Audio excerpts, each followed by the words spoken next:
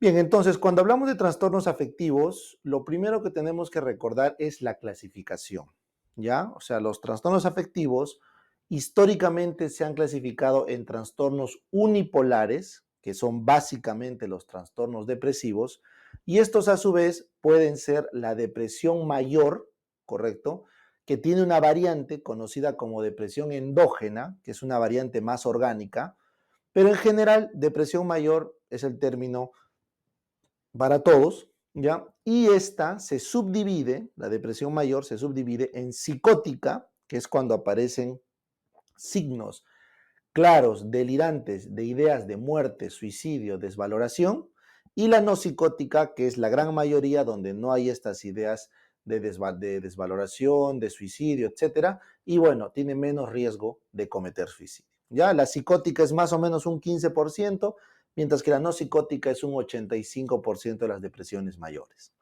Luego tenemos dentro de los depresivos unipolares una segunda variante que es la distimia, ¿correcto? Que es la distimia, que es un trastorno que vamos a ver, que es un tipo de depresión más leve, pero crónica, ¿ya? La segunda parte son los bipolares. Se llaman bipolares porque presentan estados de excitación, ya sea manía o hipomanía, y se combinan o no con estados de depresión.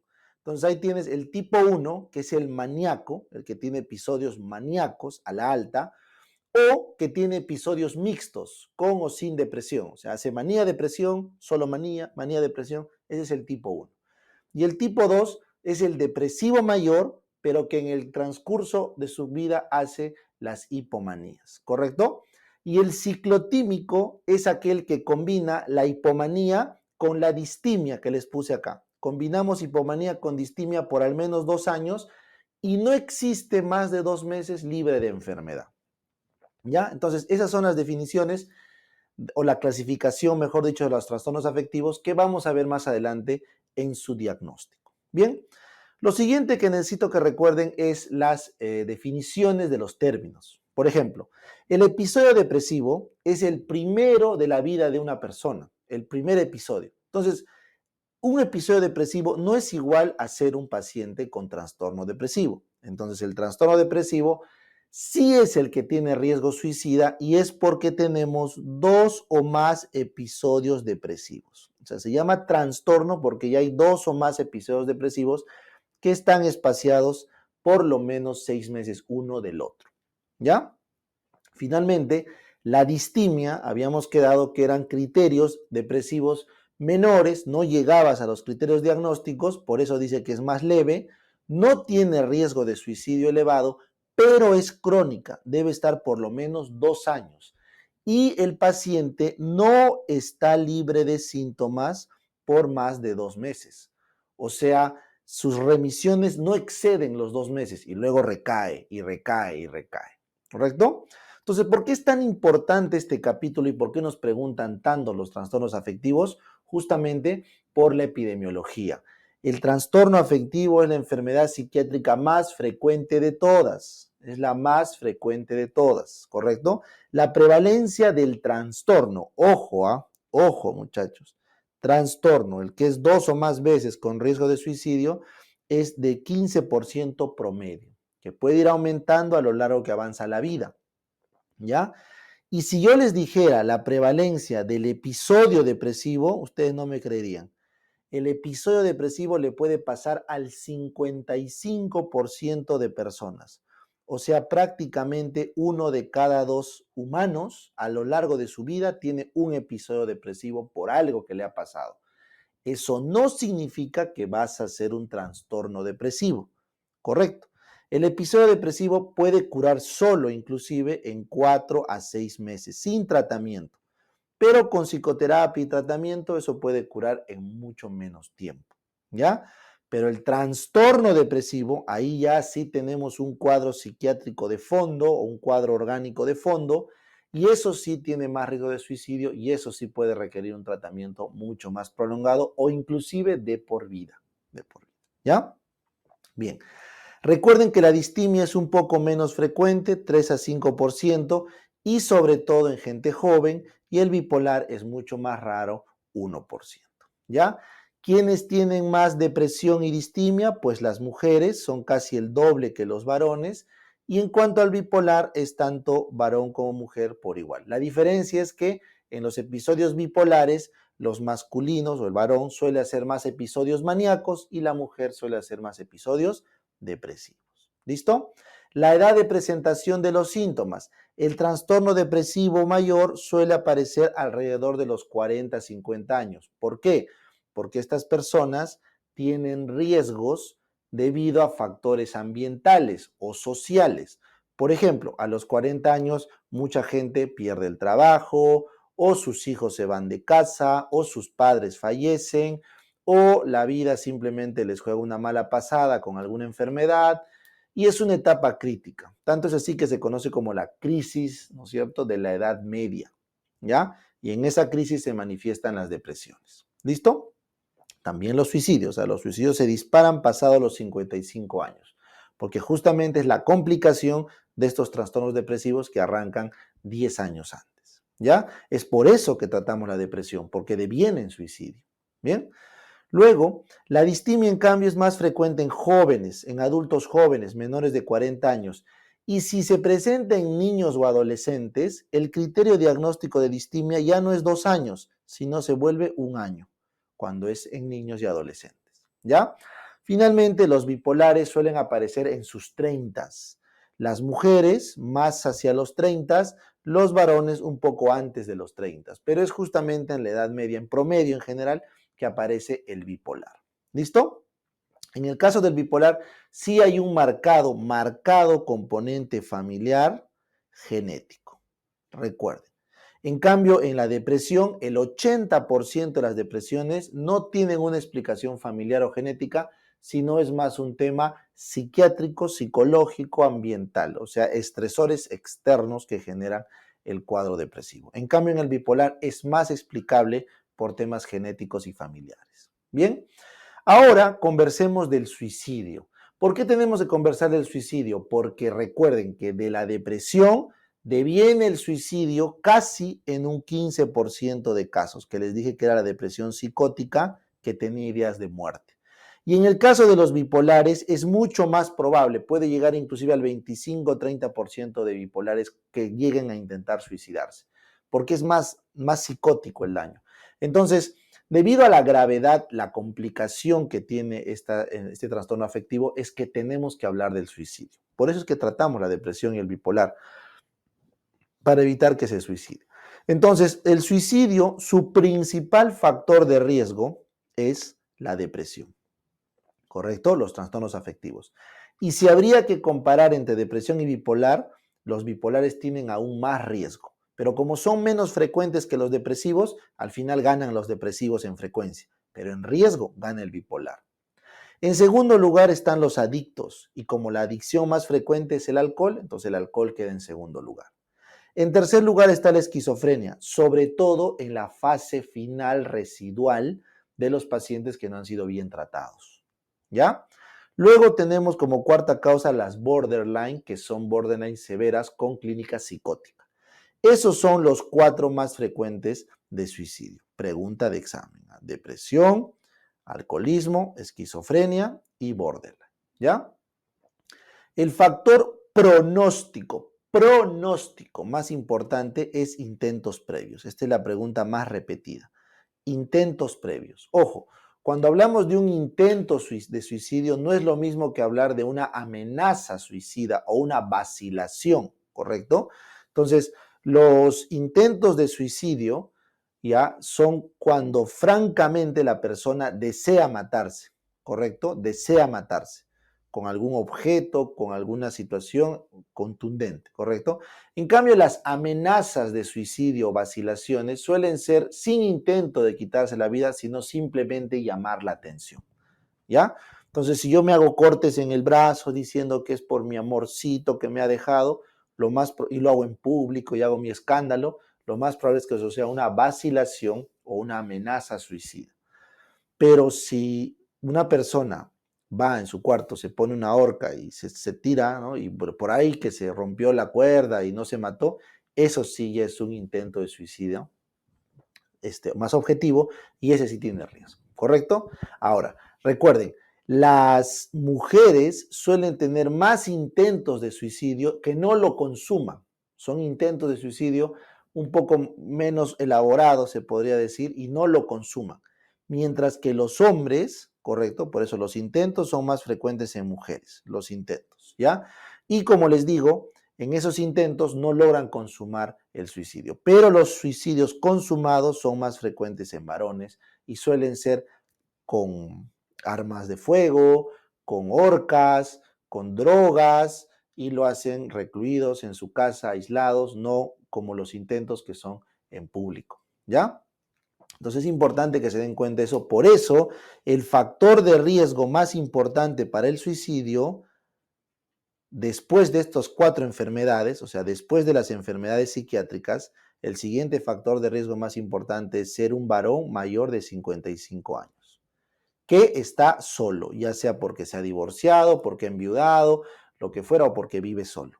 Si sobre eso tiene factores de enfermedad o problemas socioeconómicos que lo afectan, se quedó sin trabajo, está perdiendo la casa por la hipoteca o tiene una enfermedad o somática que lo discapacita, etcétera, es peor, ese es un factor de riesgo adicional, ¿correcto? Entonces, los factores de riesgo más importantes después de las enfermedades psiquiátricas son ser varón mayor de 55, que viva solo y que tenga una situación externa adversa, eventos adversos, ya sean de salud o socioeconómicos. ¿Está bien? Por eso es que recuerden, en la crisis de 2008, la tasa de suicidios en Grecia, por ejemplo, se disparó por encima del 60%.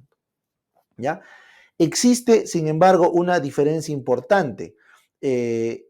¿Por qué en Latinoamérica somos más pobres, hay más desgracias y no hay tanto suicidio como en Estados Unidos o en Europa?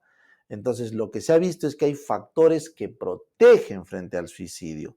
Protegen frente al suicidio la religión.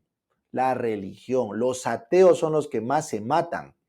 Los que menos se matan son los religiosos y sobre todo los musulmanes, que tienen una religión mucho más ordenada, ¿correcto? ¿Qué más te protege del suicidio? La sociedad, el soporte social, los amigos, la familia, el pueblo. Cuando hay una relación, un vínculo social más fuerte, te protege del suicidio. Por eso tú puedes ver que Cuba se está cayendo a pedazos, Venezuela se está cayendo a pedazos, Argentina se está cayendo a pedazos, y sus tasas de suicidio no se disparan. A la primera que hay una crisis económica en Europa, ¡pum!, se disparan las tasas de suicidio, ¿ya? Porque el tejido social en Europa, en Estados Unidos, en los países muy desarrollados, es más flojo, ¿ya? En cambio acá, el tejido social es más denso, ¿ya? Embarazos e hijos. Las mujeres, cuando tienen hijos o están embarazadas, disminuyen marcadamente su incidencia de suicidio. Se activan muchas hormonas, la oxitocina y otros, que explican biológicamente cómo es más difícil que una idea delirante de suicidio aparezca, ¿correcto? A pesar que existe la depresión puerperal y el famoso maternity blues, ¿no?, que son cuadros depresivos por posparto, en largo plazo el suicidio baja cuando hay hijos y embarazo, ¿ya? Son factores protectores. Ahora, ¿cuándo debemos asustarnos que una persona esté en riesgo de suicidio? Cuando tiene eventos familiares críticos, muerte de familiares, sobre todo esposa o hijos, es lo que más se afecta y lo que más da un índice de depresión. Luego también las profesiones, los médicos, los policías, los militares, la gente que está con más acceso a medios letales se mata más, se mata más.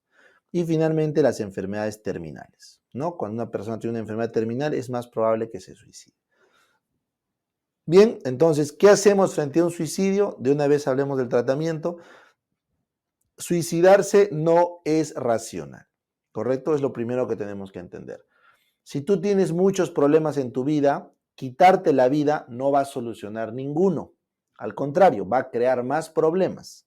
Entonces, racionalmente hablando, suicidarse nunca es la salida, nunca, no es racional, porque no va a resolver los problemas que tienes. ¿Está bien? Entonces, se parte de que una persona que se quiere suicidar está atravesando un periodo psicótico. Por lo tanto, la hospitalizamos por lo menos 48 horas con vigilancia estrecha para que no se mate, mientras pasa el episodio psicótico breve, dándole ¿qué? Haloperidol, sedantes, o mejor dicho, antipsicóticos sedantes. Se le da antipsicóticos sedantes en hospitalización con observación hasta que se le pase las ganas de matarse. Luego se le trata la enfermedad psiquiátrica de fondo y se le da su tratamiento correspondiente. ¿Listo? En casos extremos que no puedas controlar el intento de suicidio y quieras seguir matándose a pesar de darle haloperidol, la terapia electroconvulsiva es el gold estándar terapéutico para el tratamiento del intento de suicidio.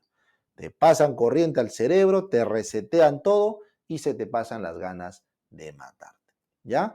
Recuerden, Buda decía, si te quieres matar, estás en todo tu derecho, pero mátate de hambre. Mátate de hambre, porque te vas a demorar 40 días por lo menos en morir. Y tienes 40 días para pensarlo. Pero si te matas de un balazo, bueno, pues eso es un episodio psicótico. ¿Ya? Después te vas a arrepentir. Bueno, ya no hay después, ¿no?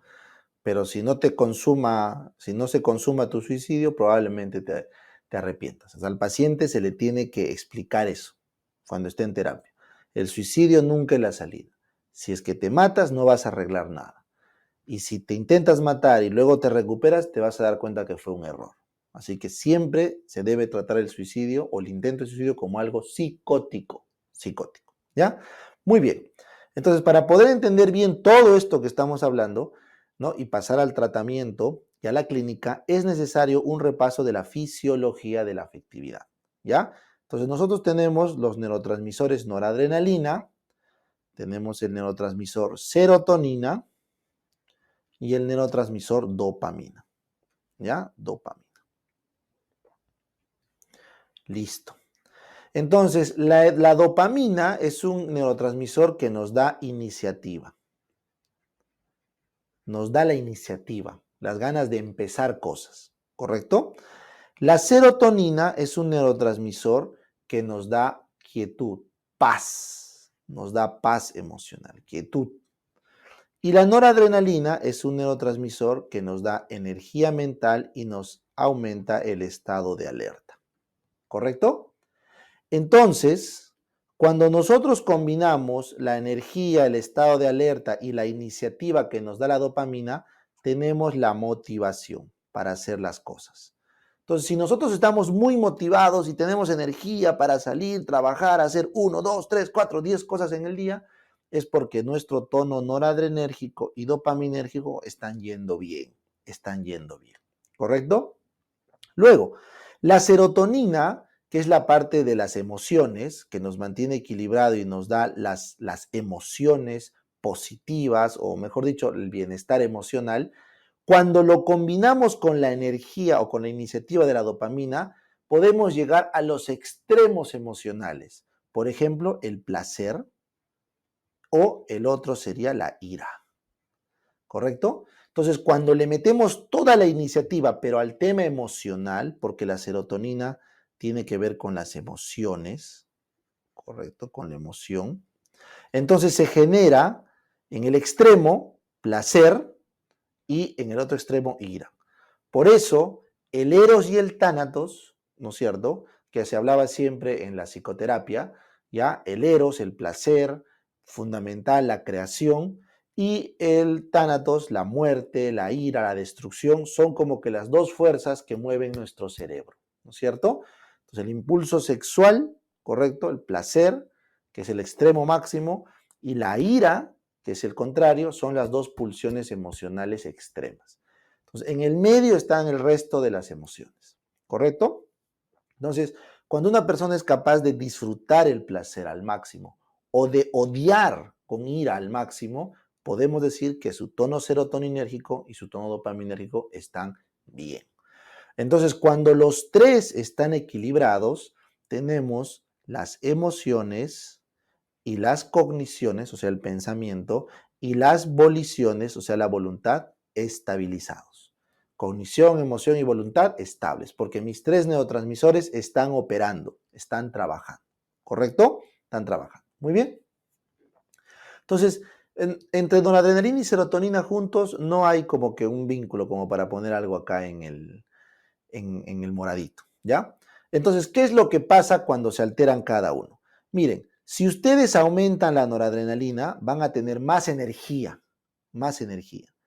Pero si aumentan la noradrenalina sin aumentar la serotonina, o más aún, si se disminuye la serotonina, este balance, aumento de noradrenalina, disminución de serotonina, lo que nos da es irritabilidad, ansiedad. Entonces la persona se vuelve irritable, ansiosa cuando se configuran así los neurotransmisores. ¿Ya? Entonces recuerda, cuando estás muy activado, mucha energía, pero no tienes serotonina, te sientes irritable, ansioso. ¿Ya? Luego, cuando tienes mucha noradrenalina, tienes mucha dopamina, pero no tienes serotonina, ¿correcto? Cuando tienes mucha noradrenalina, mucha dopamina y no tienes serotonina, entonces ahí aparece el episodio maníaco. El maníaco tiene demasiada energía, tiene demasiada iniciativa, pero está irritable porque no tiene serotonina. ¿Ya? Y la tercera configuración patológica sería la siguiente. Cuando tenemos poca noradrenalina, poca serotonina, poca dopamina. Cuando tenemos disminuido los tres, el paciente es un depresivo. ¿Correcto? No tiene energía, no tiene voluntad ni iniciativa, no tiene eh, emocionalidad. Entonces, depresivo, depresivo. ¿Entendieron? Entonces, esas son las configuraciones que sustentan el uso de los fármacos, que sustentan el uso de los fármacos. Y, profe, ¿existirá un estado en el que tengamos todo elevado? ¿Existirá un estado, profe, donde yo tenga harta energía mental y esté súper alerta, tenga hartas emociones, esté súper feliz y tenga harta dopamina y tenga súper iniciativa para hacer todo? Sí, muchachos, eso se llama amor, el enamoramiento, la maternidad. Son estados donde se ha visto que los tres neurotransmisores están al tope. Cuando estás templado, tienes energía, te levantas, estás con tu flaca, te vas a chambear, feliz, luego te vas a comer, le llevas a comer, le llevas a su casa, le llevas a su trabajo, regresas para seguir trabajando, para seguir estudiando, en la noche se vuelven a ver, están hasta tarde, van al cine, le dejas en su casa, regresas, sigues feliz y al día siguiente lo mismo y estás en ese plan. Por eso es que el enamoramiento es una fase de bastante retribución de placer mental porque los neurotransmisores están a tope, a tope. Y también tienes otro ejemplo, la maternidad. Las madres por sus hijos trabajan, estudian a la vez, crían al hijo, crían al otro hijo, lo cuidan, lo quieren, o sea, y no se abruman, no se abruman. Entonces son estados donde nuestra mente está a tope, ¿no? Obviamente, esos son estados transitorios, pues no se pueden mantener para siempre, porque la mente también se agota, pues, ¿no? Por eso el amor dura lo que dura, pues, ¿no? De ahí se pasa y ya baja la intensidad, baja la energía, baja todo y queda básicamente en neuropéptidos como oxitocina, etcétera, que ya dan un vínculo afectivo diferente, ¿ya? Entonces, eso quiero que entiendan para que luego podamos ver la sintomatología. ¿Está bien? ¿Claro? Muy bien. Entonces, ahora sí, pasamos al diagnóstico. Vamos a diagnosticar. Entonces, decimos que una persona está haciendo un episodio depresivo, está haciendo un episodio depresivo cuando los neurotransmisores se están yendo a pique, ¿no es cierto? Entonces, la definición es que tienen que haber por lo menos 5 síntomas, lo cual demuestra que los neurotransmisores se están yendo a pique, y que debe ser por lo menos 2 semanas, lo cual demuestra que no es un problema transitorio del humor. Y debe suponer un cambio respecto a un estado anímico pasado. Debe suponer un cambio respecto a un estado anímico pasado. Y no debe ser causado por medicamentos o por enfermedades que se les atribuye la depresión. ¿Está bien? Entonces, ¿cuáles son esos 5 síntomas? Primero, la tristeza patológica. La disminución de serotonina nos va a dar la famosa tristeza patológica o melancolía. ¿Correcto? Esto tiene que ser casi todo el día, casi todos los días. ¿Ya? O sea, tú y yo nos podemos poner tristes de vez en cuando, eso es totalmente normal. Podemos inclusive llorar de vez en cuando porque nos acordamos de algo, porque nos pasó algo, totalmente normal. Pero si estás triste, melancólico, todo el día, todos los días, por 2 semanas, ese es un criterio de depresión de que no tienes ya serotonina. El segundo es la disminución de la dopamina. Entonces ya tú tienes anedonia, ¿correcto? Anedonia. O la incapacidad de experimentar placer. Incapacidad de experimentar placer, ¿correcto? Todos los días, o todo el día, todos los días. Eso significa que te estás quedando sin dopamina. Lo que te gustaba salir a comprar, ir a jugar tu pichanga, lo que te gustaba estudiar, lo que te gustaba, no sé, pues ir al cine, ya no te gusta, ya no hay placer y todos los días, todo el día. Eso es otro criterio de que estamos entrando en depresión, siempre que se cumplan las 2 semanas. Muy bien. Luego, ojo, estos síntomas aparecen ya en la fase avanzada del episodio depresivo, pero son los que hacen diagnóstico, porque obligatoriamente tiene que estar uno de estos dos, obligatoriamente. Pero al inicio en la enfermedad, al inicio, lo que tenemos son, todos estos son expresiones de que está cayendo la noradrenalina, ¿correcto? Entonces la persona tiene insomnio, no puede dormir o en casos raros tiene hipersomnia. ¿Correcto? La persona disminuye de peso 5% sin hacer dieta y en casos raros sube de peso. Eso es lo raro. La persona tiene enlentecimiento mental, ¿correcto? Enlentecimiento mental, o sea, tiene su cerebro no le permite trabajar, entonces baja su rendimiento. Y finalmente la persona siente que tiene poca energía, se siente fatigado. Todo esto son señales de que te falta energía mental. Insomnio, sobre todo del despertar. Te levantas 2 horas antes de lo que normalmente te despertabas. O en algunos casos raros, hipersomnio. Tienes mucho sueño. Bajas de peso sin hacer dieta. O en otros casos, subes de peso. Enlentecimiento mental y baja del rendimiento en tu trabajo. Todos te dicen, oh, ¿qué pasa? Estás distraído. Disminución de la energía y fatiga. Te sientes cansado, te sientes abrumado, sin energía. Eso es caída de noradrenalina, ¿correcto? Y finalmente, cuando aparece el sentimiento de culpa irracional, o sea, tienes pensamientos de culpa irracional, o sea, alguien te está, o sea, tú sientes que te va a pasar una desgracia, que tú tienes la culpa de todo, tienes desesperanza, eso es un criterio psicótico.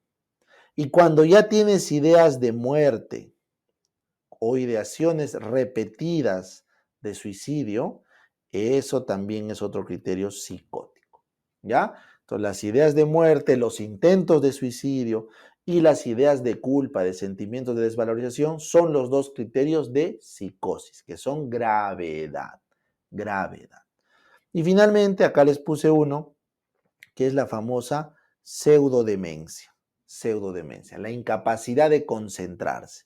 Entonces, un paciente depresivo en estadios avanzados no se concentra tanto que parece demente.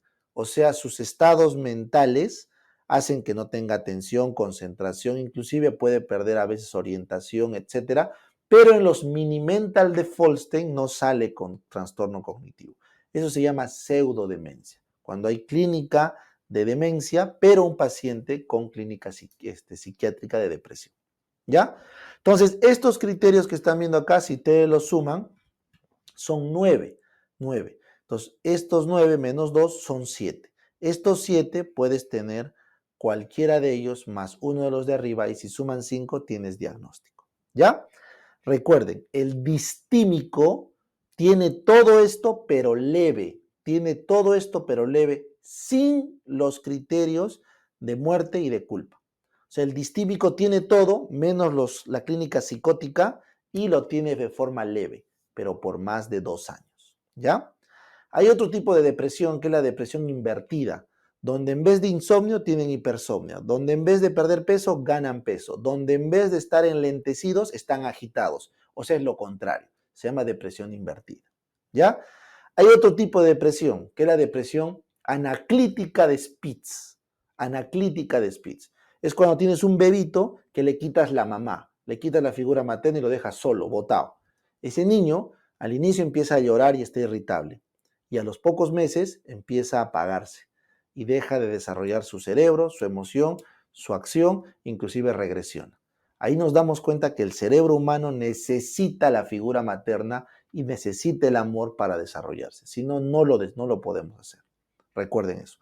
Los primeros 6 años de vida es crucial la figura materna para el amor, la afectividad. Pasados los 6 años también es importante, pero ya no es crítico, ya no te va a quedar lesiones, ya no te va a dejar lesionado de por vida afectivamente. ¿Ya? Muy bien. Entonces, esos son los tipos importantes. Hay unas depresiones breves recurrentes que duran menos de 2 semanas, pero recurren por lo menos 1 o 2 veces al mes, ¿correcto? Por un año, eso también es un tipo especial. Hay la depresión puerperal, que ocurre en los primeros 4 semanas posparto, también es un tipo de depresión. Y hay la depresión por medicamentos y por enfermedades, que ahorita vamos a conversar. ¿Ya? Entonces, así es como tú diagnosticas un episodio depresivo. Si tienes 2 episodios depresivos, tienes un trastorno depresivo. ¿Ya? Bacán. Ahora vamos a diagnosticar la manía y la hipomanía, que es la otra parte. Entonces, en la manía y la hipomanía, correcto, vamos a hablar básicamente del episodio maníaco primero, del episodio maníaco.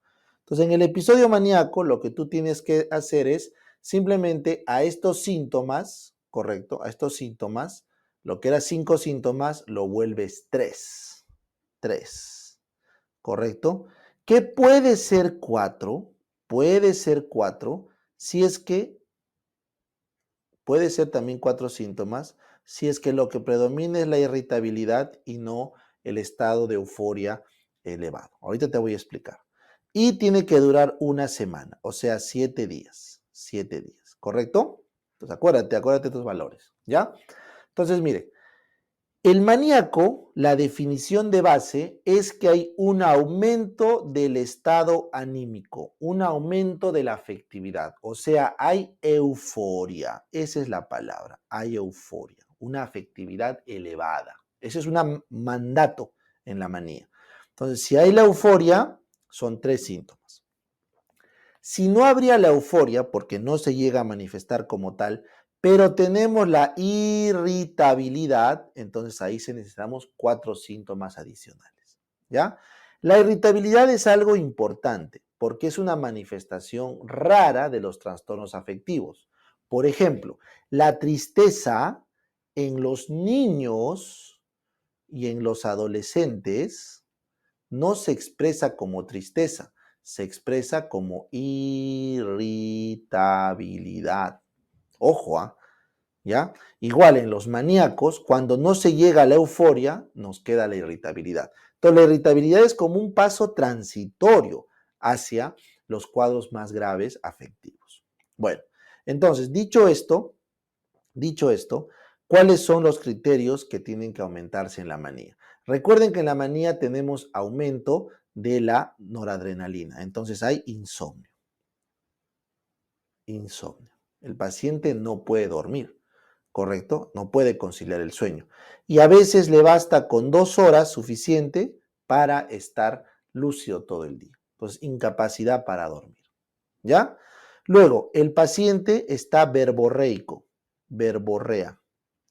Habla mucho, ¿correcto? El paciente está verborreico, habla demasiado. ¿Ya? Muy bien, eso se llama elocuente. También, así lo puedes leer, elocuente, presiona para hablar.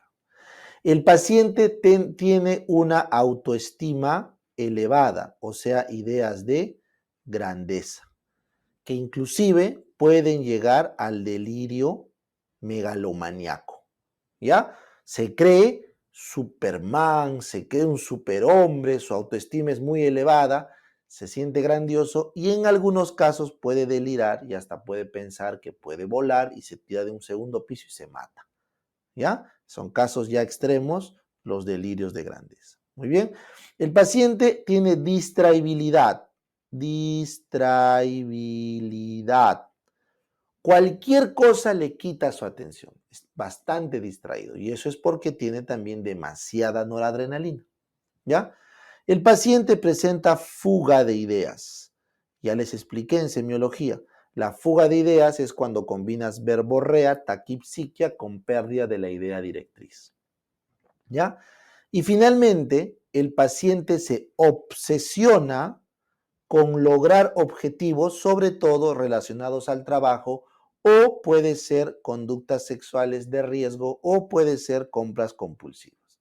O sea, el paciente se obsesiona con algo, ¿correcto? Fija su atención de forma obsesiva con el trabajo o de repente con relaciones sexuales y empieza a hacer un montón de exabruptos o empieza a gastar su plata como loco, invierte acá, invierte allá y se empieza a bloquear. Entonces, esos son criterios de que ya está teniendo excesiva dopamina, ¿ya? Entonces, el delirio y estas obsesiones ya indican demasiada dopamina, ¿ya? Igual la verborrea y las fugas de ideas también van relacionados con la dopamina, mientras que el insomnio y la distraibilidad con la noradrenalina. Igual están elevados los dos. Entonces, esos son los síntomas, ahí tienes 6, que tienes que escoger 3 o 4 dependiendo si hay o no euforia de base, ¿ya? Entonces, en el episodio maníaco, otra definición es que el paciente necesita hospitalizarse. Entonces, la segunda lógica en el episodio maníaco es que hay una afectación social tan marcada que necesita hospitalizarse. ¿Listo? Entonces, con eso hemos diagnosticado nuestro episodio maníaco. Si solo hay episodio maníaco, ¿qué tipo de trastorno bipolar es? Tipo 1, porque solo hay episodio maníaco. ¿Se le puede o no añadir depresión? Bipolar tipo 1. Pero, ¿qué pasa, chicos, si el paciente no necesita hospitalización? No necesita porque no tiene afectación social. Y los síntomas no duran 7 días, sino máximo duran 4 días. Esos 3 o 4 síntomas que hemos visto, pero solo duran 4 días. Entonces, eso se conoce como hipomanía. Cuando el paciente tiene episodios que no superan los 4 días y no requiere hospitalización, se llama hipomanía. ¿Ya? Entonces, por eso les puse esto para que recuerden, porque miren acá, 4 más 3 es 7. Pues yo me acuerdo, cuando los criterios diagnósticos de la manía, entonces lo que hago es, si la depresión era 2 semanas, mira, 2 semanas, entonces le quito una semana. ¿Cuánto es una semana? 7 días. ¿Ya? ¿Y cuántos síntomas es la depresión? 5. Entonces, 5 menos 2, 3. 3 síntomas para la manía. ¿Ya? ¿Y cuánto le falta para 7 al 3? 4. Por eso la hipomanía es 4. ¿Ya? Yo hago un juego ahí matemático para tratar de recordar. Siempre, obviamente, de base depresión. 5 por 2, ¿no? 5 por 2. Muy bien. Entonces, eso es los criterios diagnósticos de ambos. ¿Qué pasa cuando junto un maníaco con depresivo? Bipolar tipo 1. Y cuando juntaba un hipomaníaco con depresión, bipolar tipo 2. ¿Ya? Y cuando juntaba un hipomaníaco con un distímico, ¿cómo se llama eso? Ciclotimia. Cuando juntas hipomaníaco con distimia por más de 2 años y que no mejoran el cuadro clínico por más de 2 meses, eso es ciclotimia. Ciclotimia. ¿Listo? Bacán.